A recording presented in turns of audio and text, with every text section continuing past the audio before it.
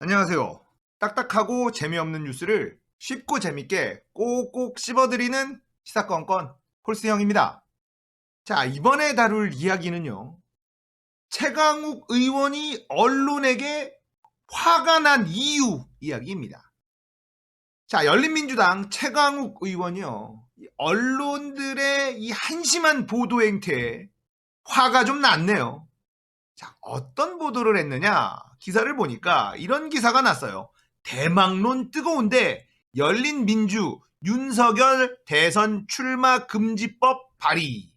이런 기사가 났습니다. 자, 시사저널에서 이혜영 기자가 쓴 기사인데요. 기사 한번 보겠습니다.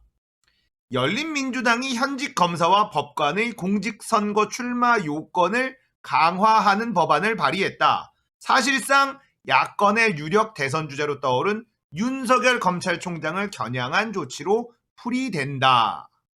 자, 열린민주당의 최강욱 대표와 김진애, 강민정 의원은 11일 국회 소통관에서 기자회견을 열고 현직 검사와 법관이 공직선거 후보자로 출마하려면 최소 1년 전까지는 사직을 해야 한다는 내용의 검찰청법, 법원조직법 개정안을 발의한다고 밝혔다. 이들은 검찰은 국민의 검찰이 아닌 검찰당으로 전락하고 있다.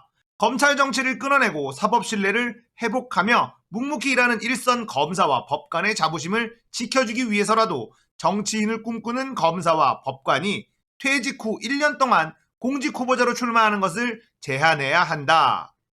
수구정당과 기득권 카르텔은 정권에 흠집을 내려는 일념으로 현직 검찰총장이 이유 없이 핍박받는 것처럼 성원하면서 대놓고 검찰 정치에 판을 깔아주고 있다.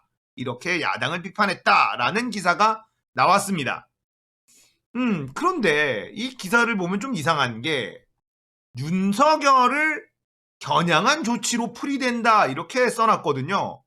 자, 이 법안은 뭐냐면 검사나 판사가 출마를 하려면 1년 전에 사직을 해라 얘기예요. 예.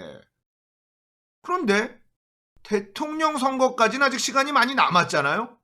그러면 이게 윤석열을 겨냥한 법인가? 라는 것에 대해서는 물음표가 찍힐 수밖에 없죠.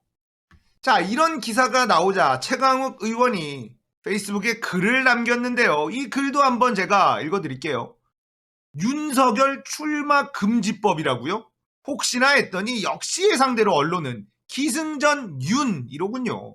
예를 드는 과거 총선 출마자도 민주당에만 한정해서 보도합니다. 걱정하는 윤모 씨가 출마하고자 하면 아직 시간이 많이 남았죠. 검찰도 아닌데 날짜 계산을 일부러 잘못하실 리는 없는 거고, 안타깝게도 법안을 준비한 결정적 사유는 다음의 기사에서 보시는 바와 같습니다. 2019년 5월 8일과 12월 26일 그리고 2020년 1월 10일에 일어난 일을 주목해 주세요. 어떤 당에서 공천을 받았는지도.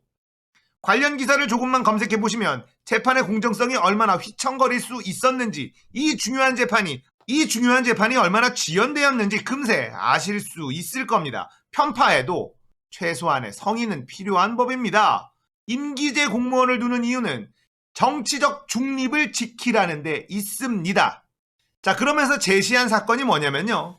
2019년 5월 8일에 전두환 불출석 허가. 자, 사자 명예훼손으로 재판에 회부된 전두환을 재판장에 출석하지 않도록 허가를 해줍니다. 법원에서 말이죠. 자, 그리고 2019년 12월 16일에는 광주지법 전두환 형사재판 11차 공판 군 관계자 증인 신문, 검찰 불출석 허가 취소 검토 요청에 재판부가 불출석 허가 유지를 결정해 줬어요. 자, 피고인인 전두환을 재판에 출석하지 않아도 되도록 재판부가 배려를 해줍니다. 그리고는 2020년 1월 10일 재판장 장동혁 판사 사직 이후 4.15 총선 출마. 자, 이런 사례 때문에 검사나 판사는 사직한 지 1년 안에는 출마하지 못하도록 만드는 법을 만든다는 것인데, 언론은 윤 총장을 겨냥한 열린민주당의 법안 발의다 이렇게 기사를 쓰고 있다는 것이죠.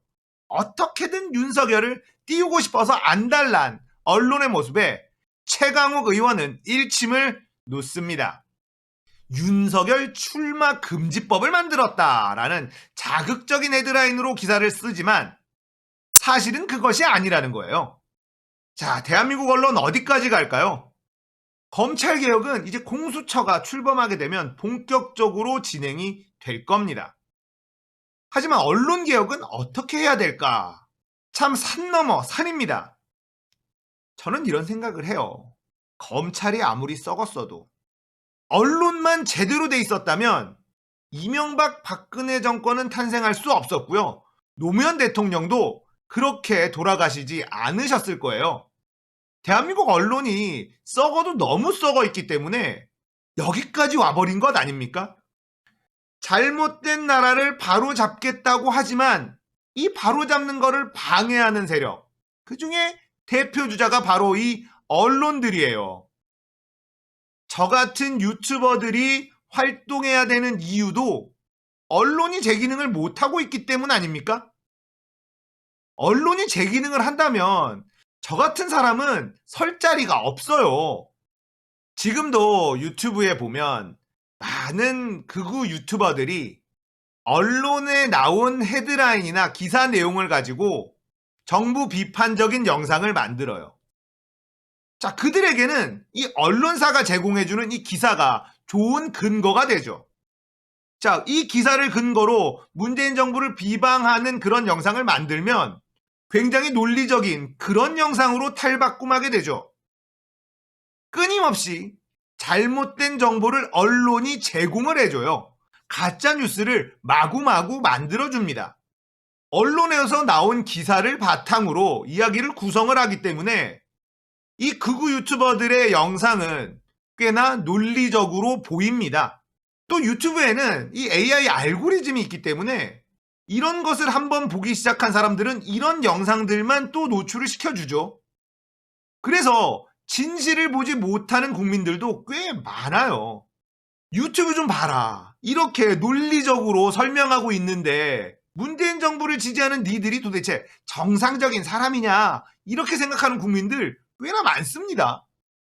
자, 이렇게 유튜브라는 생태계에서 극우 유튜버들이 살아남을 수 있도록 만들어주는 것, 그들에게 좋은 소스를 제공해주는 것이 바로 대한민국의 언론입니다. 우리가 제대로 된 정보를 얻기 위해서는 이제는 외신을 들여다봐야 돼요. 영국의 BBC가 민족 정론지가 된 지 오래된 거 다 아시잖아요. 공수처 빨리 출범해서 검찰개혁 이뤄내고, 그리고 징벌적 손해배상제도 빨리 도입을 해서 언론개혁도 이루어내야 될 것 같습니다. 언론개혁 어려울 것 같지만 사실은 쉬워요. 돈으로 언론개혁 할 수 있습니다. 자, 검찰과 언론이 딱 붙어 있었는데 이게 공수처 출범으로 아마 떨어지게 될 겁니다.